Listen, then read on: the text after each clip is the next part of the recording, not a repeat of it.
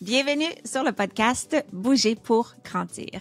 L'épisode d'aujourd'hui nous transporte dans un live de la communauté dans lequel les membres de la communauté votent un sujet qui va être discuté spontanément par les ergothérapeutes. Ce sont toujours des sujets qui sont propices à des opinions diverses, donc qui font réfléchir, qui font discuter. Alors, considérant que nous sommes à l'ère numérique et qu'au quotidien, bien, la société communique, prend des notes, planifie son temps et j'en passe par le biais de la technologie, donc un clavier finalement, et que tant d'enfants, malheureusement, démontrent des difficultés d'apprentissage et de progression de leurs compétences en écriture. Alors, on s'est demandé s'il serait pas plus stratégique de délaisser cet enseignement-là au profit d'une entrée dans le monde de l'écrit avec un clavier dès le début de la scolarité. Je vous l'avais dit, c'est un sujet crunchy. Alors, c'est le sujet dans lequel on s'est lancé, moi et ma fidèle collègue Ergo Véronique Grandmont. Alors, on a discuté des enjeux potentiels de ce scénario-là et ce que les enfants gagneraient, mais peut-être aussi ce qu'ils perdraient si jamais ça devenait la réalité. Alors, un épisode qui va à coup sûr te fournir un sujet stimulant de conversation à aborder avec ta famille, tes amis, tes collègues et peut-être même tes enfants. Et si c'est pas maintenant, probablement éventuellement. Bonne écoute! Aujourd'hui, nous sommes deux pieds, moi, Josiane, Véronique Grandmont, et le sujet choisi, c'est les pour, les contre, les enjeux, les implications d'enseigner ou pour les enfants d'apprendre encore l'écriture manuelle à l'ère digitale, à l'ère technologique de 2023 et des années à venir.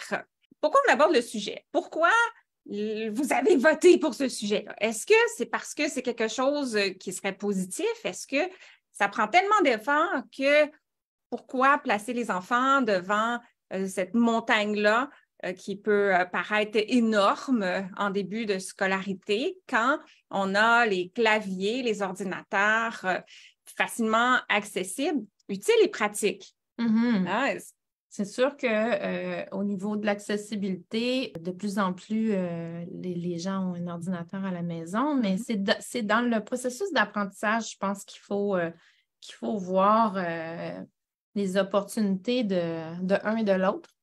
Qu'est-ce que tu en penses? Oui, mais moi, là, j'ai accroché sur le mot accessibilité.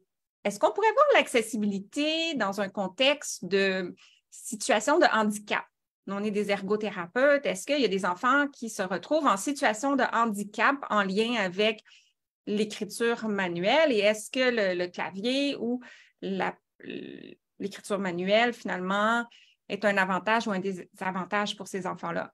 Je pense qu'au niveau du clavier, le processus d'apprentissage est plus simple.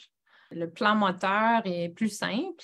Il n'y a pas de patron moteur à apprendre pour une lettre. On apprend où se situe une lettre et on appuie. En fait, c'est où se situe un objet et on appuie sur l'objet. Donc, le plus gros apprentissage initialement est visuospatial, ma mémoire visuelle, de retrouver où est la lettre sur le clavier, mais au niveau moteur... On saute l'étape de planifier une séquence de traits. OK. C'est pas simple en début de scolarité de planifier un tracé fluide pour faire une lettre. Effectivement. Le premier apprentissage, si on est dans l'écriture manuelle, va être au niveau moteur, savoir prendre le crayon d'une façon suffisamment fonctionnelle pour être capable de réaliser le tracé que je vais apprendre. Il y a le avant les lettres aussi dans le geste moteur, tandis que au clavier, si on revient au clavier, ben là, tout le contrôle du crayon, c'est une étape qu'on n'aurait pas à faire, disons, si on était seulement au clavier.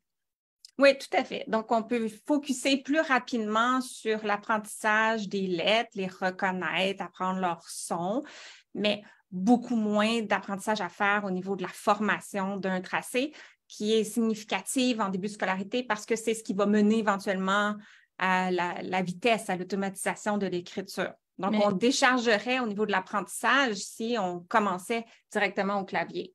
Oui, mais tu sais, en termes d'accessibilité aussi, il y a d'autres avantages. Tu sais, là, on parle du début d'apprentissage, mais c'est sûr qu'au clavier, quand les enfants doivent lire ce qu'ils ont écrit, bien, on peut lire tout de suite assez bien qu'est-ce qui est écrit. Versus quand on écrit manuellement, bien, ça va prendre quelques années avant que la lisibilité devienne suffisante. Suffisante. Donc, un bénéfice autant pour le lecteur que pour le scripteur, de pouvoir relire sa propre écriture plus rapidement et pour le lecteur de pouvoir déchiffrer l'écriture aussi plus rapidement. Mais là, on a l'air de prendre le parti du clavier, mais les opportunités d'apprentissage, par exemple. Mais attends. Tu as d'autres choses à dire? Oui, parce que dans le fond, on parlait d'accessibilité. Et là, on a nommé certaines composantes qui peuvent être plus accessibles, peut-être avec le clavier. Et effectivement, l'apprentissage de l'écriture, c'est crunchy. Il y a beaucoup d'aspects. Et nous, on est ergothérapeutes et on en a beaucoup de clients qui viennent nous voir dès le début de la scolarité ou même avant la scolarité parce qu'il y a des préoccupations par rapport à la prise du crayon ou la motricité fine. Donc, est-ce que cet enfant-là sera plus tard en difficulté avec son écriture? Donc, on a beaucoup de consultations de prévention et beaucoup de jeunes qui viennent nous voir aussi en début d'apprentissage de l'écriture parce que ça ne se passe pas comme prévu. Alors, ces jeunes-là, bien, ils sont en quelque sorte désavantagés parce qu'ils sont moins compétents fondamentalement avec l'écriture manuelle. Je dis désavantagés face à l'œuvre d'apprentissage en classe. Si tous les enfants partaient au clavier au même niveau, le défi devient pour chacun davantage la partie apprentissage que toute la partie motrice, visio-motrice.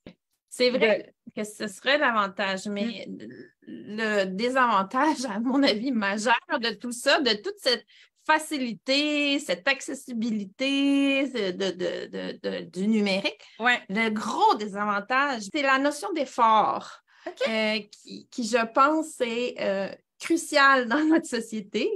Tout va vite, tout est facile, tout est...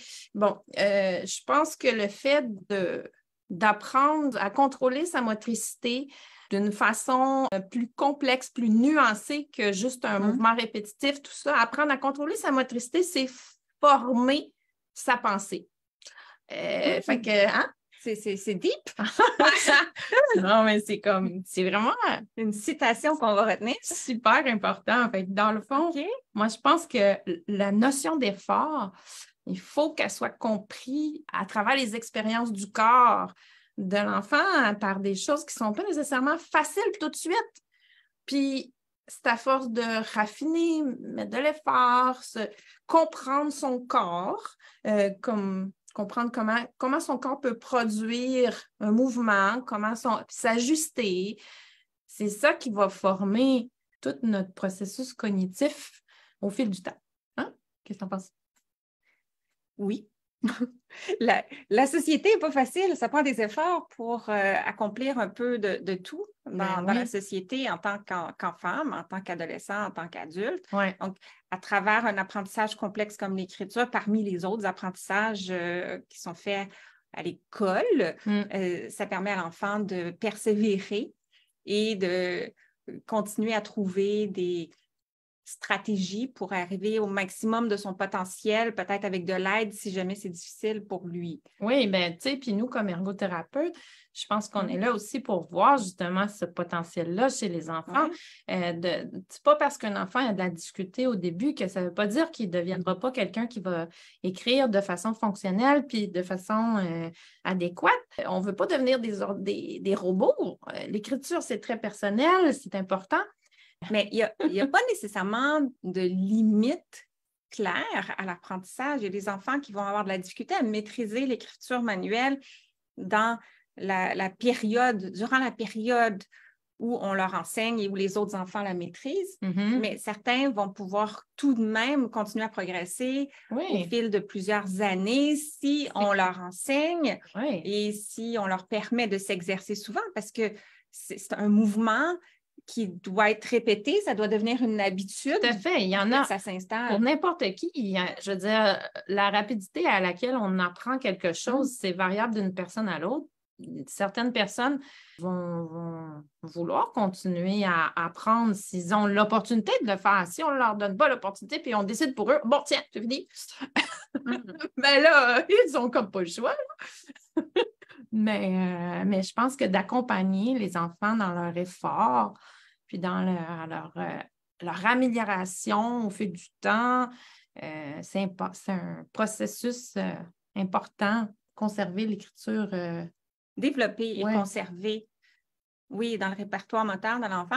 Tu as fait comme une parenthèse super intéressante qui était que si on prend pour acquis que l'écriture manuelle continue d'être enseignée en classe et que l'enfant a de la difficulté avec cet apprentissage-là et que ça le place en situation de handicap dans ses apprentissages et que possiblement, on va lui donner accès à l'outil informatique pour lui permettre de continuer à faire des apprentissages, mais que lui permettre de continuer à apprendre à son rythme avec un accompagnement qui va être adapté à son profil d'apprentissage et à son rythme d'apprentissage aussi, que ça devrait être encouragé parce que ça va développer plein d'autres choses dans son corps en plus de la capacité d'écrire manuellement. L'écriture, c'est un moyen de communiquer, dans le fond. Ouais. Donc, que tu utilises un crayon ou un clavier, dans le fond, tu vas apprendre à communiquer avec un ou avec l'autre, mais c'est sûr qu'il y en a un qui va peut-être demander un peu plus d'effort à raffiner. Ouais. Quand on apprend à écrire aussi, on ne peut pas tout être parfait au début, là. Il faut mettre l'énergie sur une chose à la fois, là. OK, fait que si on reste sur le sujet de l'écriture, es-tu en train de dire qu'on n'est pas, comme société, assez tolérant du fait qu'un enfant qui apprendrait plus lentement ou qui aurait moins de capacité pour écrire aussi joliment? OK, c'est sûr que le lisiblement a quand même assez d'importance, mais peut-être que ça fonctionnel. C'est ça, mais peut-être que ça demeure un peu plus gros, peut-être que les espacements ne sont pas parfait, mais si ça affecte quand même pas de manière significative le contenu et la lisibilité, que la société devrait être plus tolérante pour continuer à encourager ces enfants-là à poursuivre leur apprentissage de l'écriture et à se valoriser dans cet apprentissage-là parce que c'est pas le fun d'avoir l'impression qu'on n'écrit pas bien. C'est sûr. C'est sûr qu'on préfère une alternative si on pense que ce qu'on fait n'est pas suffisant. Et c'est vrai que c'est dur, c'est vrai que tous les corps des enfants ne sont pas au même niveau au moment de l'apprentissage et que pour certains, ça peut prendre plus de temps avant d'y arriver. J'avais le goût de te poser une question. Tu sais, si ton enfant qui apprend à écrire, il t'arrive avec une carte de fête écrite avec son écriture d'enfant de 6 ans versus il l'a écrit au clavier. Je ne sais pas spontanément, toi, laquelle tu préférerais? J'aime ça ta question parce que d'emblée, j'ai l'impression que mon enfant aurait fait moins d'efforts si ça a été fait au clavier. C'est clair que lorsqu'on constate de l'écriture manuellement dans une carte ou dans une lettre personnalisée, à ce moment-là, on peut inférer le temps et l'intention que l'enfant ou l'adulte a mis pour nous faire plaisir. Hein, on reçoit tous des cartes de fête maintenant via Facebook, réseaux sociaux. Et c'est fun, on apprécie, merci beaucoup. Mais ça n'a tellement pas la même valeur. Il y a peu de transmission du contenu émotionnel, on dirait, beaucoup moins. C'est très individuel, la trace d'écriture. On reconnaît l'écriture des gens. Je veux dire aussi, quand la personne, elle écrit, elle a une émotion, toute la nuance puis le contenu qui va se développer plus tard quand l'enfant va être plus grand pour comme parler de ses émotions ou quoi que ce soit. Au clavier, ça va prendre du temps là, avant que ça arrive. Mais quand un enfant écrit puis il fait une carte manuscrite par lui-même, toute cette émotivité-là puis ce contenu-là, je trouve qu'il se transmet beaucoup mieux. Mais c'est vrai, mais est-ce que tu es en train de dire qu'on devrait, comme société, continuer à enseigner aux enfants l'écriture manuelle pour qu'ils puissent faire des cartes de fête qui transmettent bien l'émotion? Est-ce que, parce que pour les apprentissages académiques, y a-t-il des avantages à l'écriture manuelle? C'est un excellent point. Moi, je pense qu'effectivement, si on dépasse le point de vue émotionnel, personnalisation et tout, moi, je pense qu'apprendre à écrire, ça nous rend plus intelligents. Apprendre à écrire manuellement, je devrais rajouter manuellement. Manuellement. Ça nous rend plus intelligents? Oui, en fait, je vais élaborer. Est-ce que tu peux soutenir cet énoncé? Tous les processus impliqués dans l'écriture manuelle, la gestion multisensorielle, la coordination des deux mains en complémentarité, puis toute la gestion, planification motrice, ou le fait que, quand on est rendu à notre propre, là, il faut écrire comme il faut, il faut gérer notre impulsivité, un paquet de choses qui sont développementalement apprises via la production manuelle d'une écriture. Tout ça, ça nous construit, ça nous développe plus, je pense, au plan neurologique qu'un clavier. Parce que c'est plus complexe. On se développe plus. Donc, voilà. Ce que j'entends, c'est que l'écriture manuelle, à part d'être utile pour communiquer par écrit, c'est aussi une modalité d'apprentissage, de développement moteur et cognitif, des capacités telles que gérer les espacements, le positionnement sur la ligne, la taille. Au niveau de visuo-spatial, oui. C'est ça, tout ça est géré automatiquement sur un clavier. Oui, jusqu'à un certain niveau, jusqu'à un certain point, oui, il y a beaucoup de choses qui sont faites. C'est sûr que si tu pètes trop longtemps sur ta lettre ou ton espace, ça va faire un espace, mais beaucoup de ces choses-là sont toutes prises en charge là, par l'ordinateur, effectivement. Oui, parce que si je clique espace, mon espace, il est géré d'avance au niveau de le bon espacement entre les lettres, le bon espacement entre les mots. Ouais. Tandis qu'à la main, c'est moi qui dois faire cette planification-là et la maintenir dans le temps pour qu'elle soit constante, pour que visuellement, ça ne soit pas moyen, petit, gros espaces. Puis au niveau moteur fin, c'est sûr que tenir un crayon, manipuler un crayon, coordonner les deux mains pour positionner la feuille au fur et à mesure que j'écris, ça continue de nourrir le développement de la motricité fine. Au fur et à mesure que j'écris de plus en plus au fil des années aussi, ça me permet d'automatiser des petits mouvements fins, rapides, jusqu'à être capable d'écrire sans regarder. Tout à fait. Est-ce qu'il y a des avantages par rapport à l'apprentissage, la rétention de l'orthographe des mots? En fait, c'est parce que moi, quand tu parles de ça, moi, je pense tout de suite au cursif, là. C'est parce qu'il y a dépendant du pays, il y en a qui apprennent le cursif plus vite que... Tu sais, fait que il y a des études aussi là-dessus. C'est parce que mon opinion est beaucoup en lien avec le cursif. Puis, dans le fond, le fait de lier des lettres ensemble... ça l'automatise des groupes de lettres ensemble dans le cerveau. Ça favorise la rétention pour l'orthographe, mais as-tu des idées là-dessus?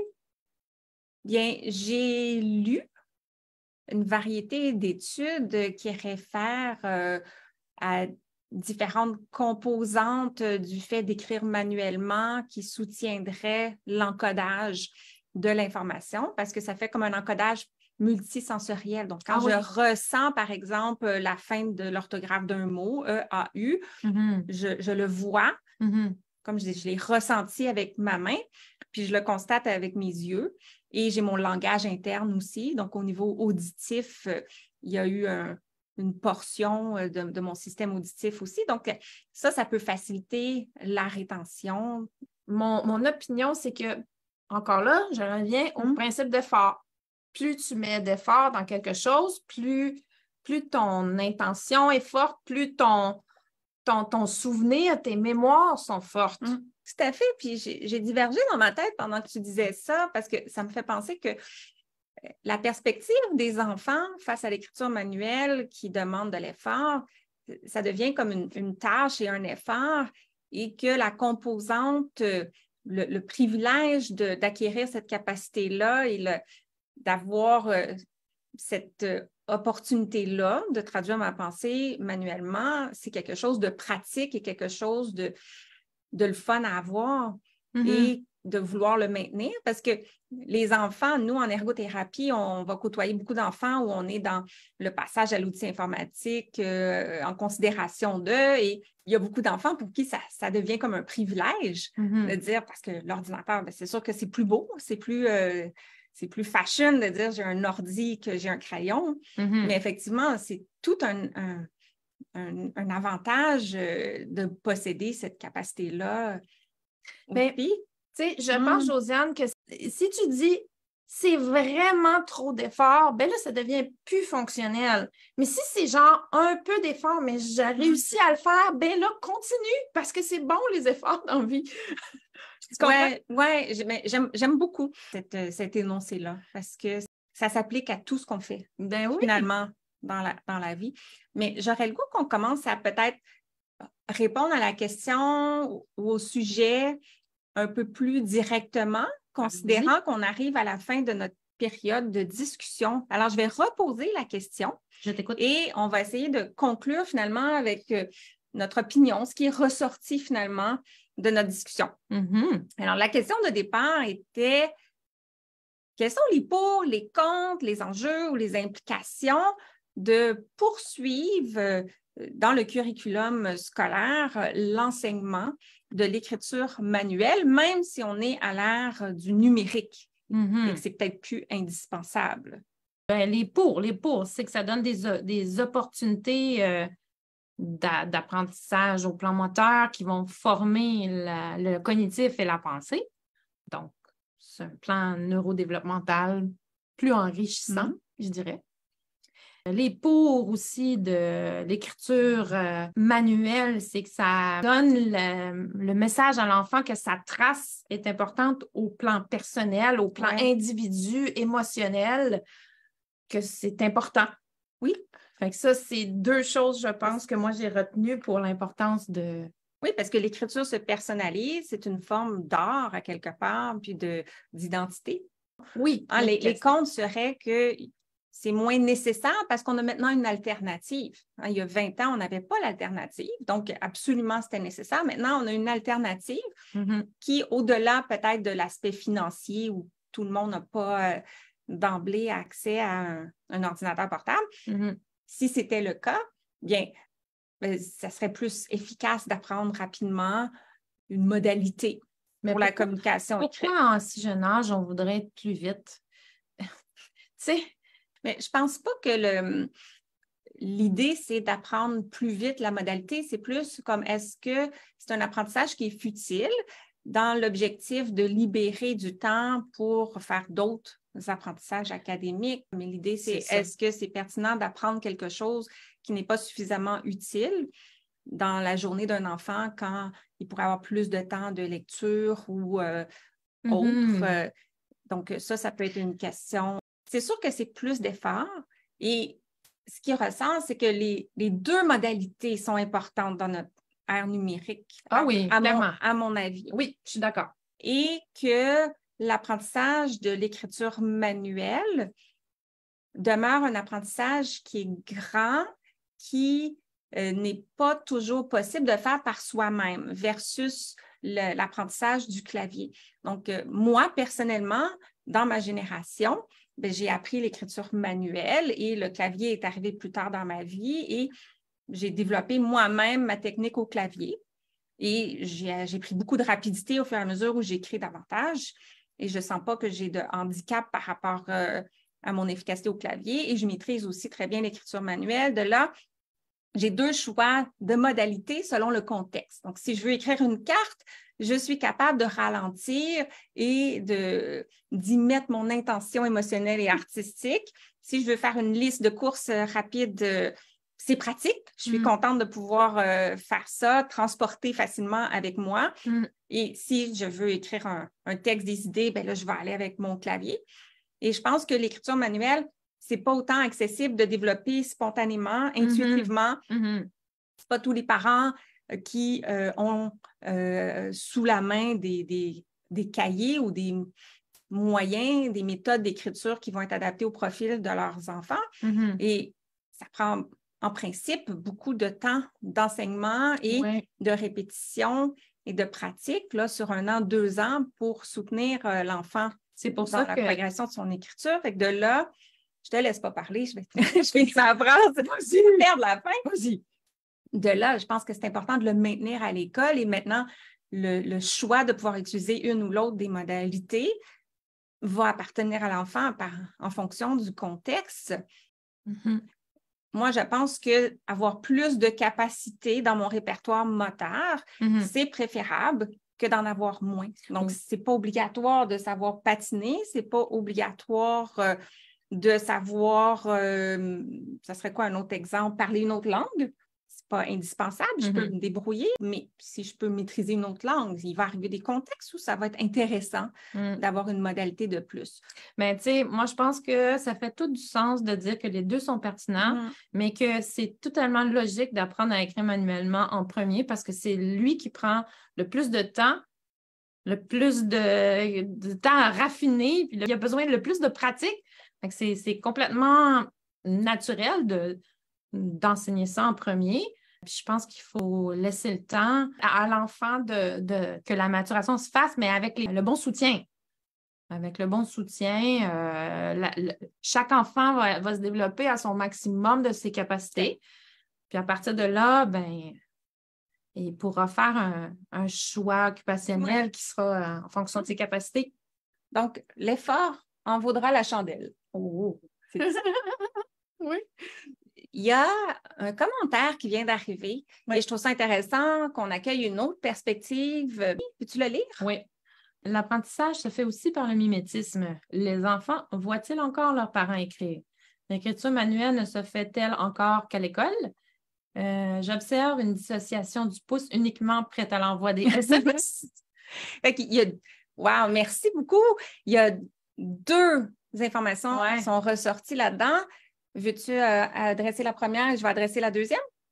Les enfants voient-ils encore leurs parents écrire? Effectivement, on est à l'ère du numérique. Beaucoup se fait par téléphone, SMS, tout ça. Donc, c'est vrai que les habitudes des enfants peuvent être influencées par celles des parents. C'est culturel, en fait. Fait que c'est un excellent point. Mais je dirais que nos enfants à nous, qui sont adolescentes, j'en ai un, nous voient écrire parce que nous, ça fait partie de nos vies, parce qu'on a appris cette modalité-là en premier. Peut-être que les enfants de nos enfants ne verront pas autant leurs parents écrire, mais de là, je trouve que le message à retenir de ce commentaire-là, c'est que si ce n'est pas montré à l'école, c'est beaucoup moins probable que l'enfant va être inspiré par l'écriture manuelle à la maison ou être capable d'apprendre par le contact ou le mimétisme de ses parents. Oui. Et le second point, j'observe une dissociation du pouce uniquement prête à l'envoi des SMS. Dans le fond, je ne sais pas de quelle façon celle-là, il faut l'interpréter. Est-ce que c'est pour dire que dans le texto, il y a beaucoup moins de musculature impliquée que dans l'écriture? Est-ce que c'est comme ça que tu la comprends? Mais oui, tout à fait. Ce n'est pas un mouvement naturel au niveau de l'opposition du pouce. Donc, ce n'est pas un mouvement qui nourrit le développement de la motricité fine. Puis je pense que c'est à ça qu'on va venir le relier. Que amener l'enfant vers des tâches variées au niveau de l'utilisation des mains, au niveau des mouvements dissociés complexes des 2 côtés de la main, que ce soit plus jeune enfiler des billes, découper ou plus vieux des activités comme écrire, ça contribue à poursuivre et à perfectionner le développement optimal de la motricité fine. Une motricité fine plus développée, c'est mieux qu'une motricité fine moins développée. Une motricité fine plus développée égale plus d'opportunités. Vendu comme mot de la fin. Je le sais. Et j'aime ça. C'est tout. Bye! Bye tout le monde.